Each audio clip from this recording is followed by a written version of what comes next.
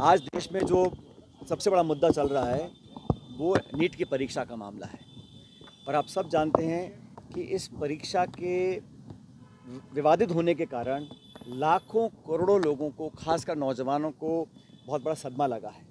और नौजवानों के अंदर जो विश्वास है प्रक्रिया पर, परीक्षा की प्रणाली पर, उस पर बहुत बड़ा सवाल खड़ा हो गया है। और केंद्र सरकार ने जिस तरह शुरू में एक अड़ियल रवैया अपनाया था और बात को मानने से इनकार किया था, अंत में उनको गलती स्वीकार करनी पड़ी। लेकिन अभी तक इस पर जिम्मेदारी तय नहीं की गई है।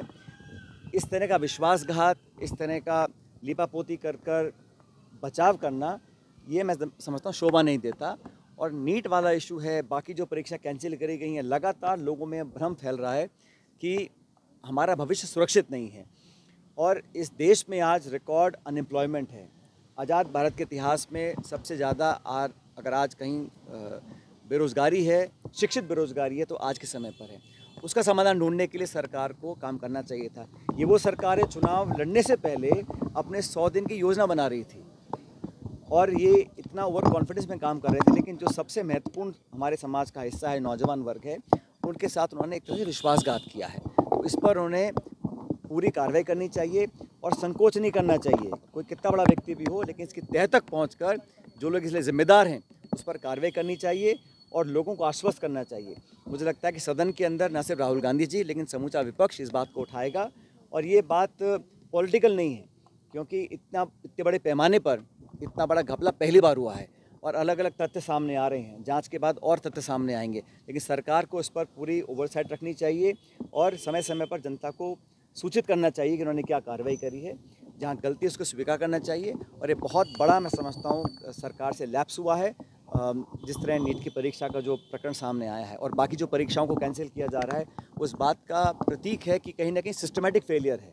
10 साल से सरकार सत्ता में रही और बहुत सारे आपने स्लोगन्स दिए, भाषण दिए और युवाओं के नाम पर वोट भी लिया। आप परीक्षा पे चर्चा, चाय पे चर्चा, एग्ज़ाम पर चर्चा, लेकिन जो विश्वसनीयता थी उसको कायम करने में कहीं ना कहीं चूक हुई है।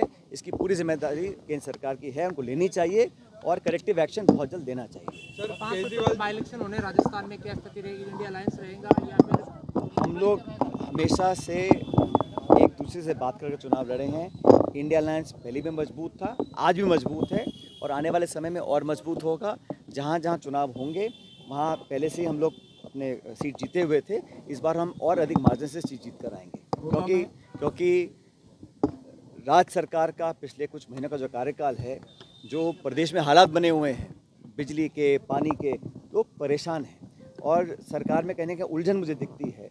तो जनता को अगर मूलभूत सुविधाएं दिलाने में सरकार नाकामयाब हो रही है तो उसका परिणाम भी चुनाव में आएगा और उपचुनाव भी मैं समझता हूँ बहुत मजबूती से हम लोग लड़ेंगे और हम जीतेंगे।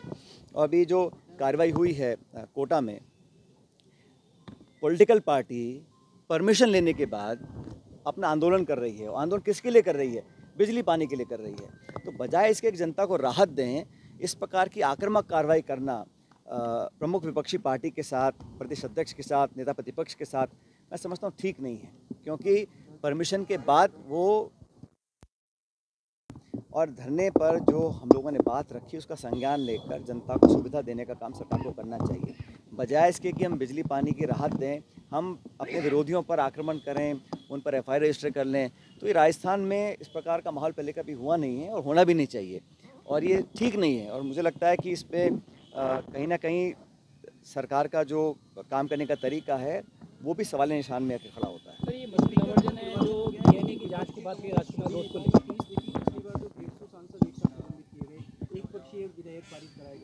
तो आज सदन में कहा गया ना, जब स्पीकर महोदय के निर्वाचन पर बधाई दी जा रही थी तो कहा गया कि पिछली लोकसभा में जब 147 सांसदों को एक दिन में निलंबित किया गया, वो इतिहास के लिए काला दिवस था। तो हम लोग तो संविधान को, लोकतांत्रिक परंपराओं को, पार्लियामेंट्री जो प्रोसीजर्स हैं उसको हमेशा सबसे ऊपर रखते हैं।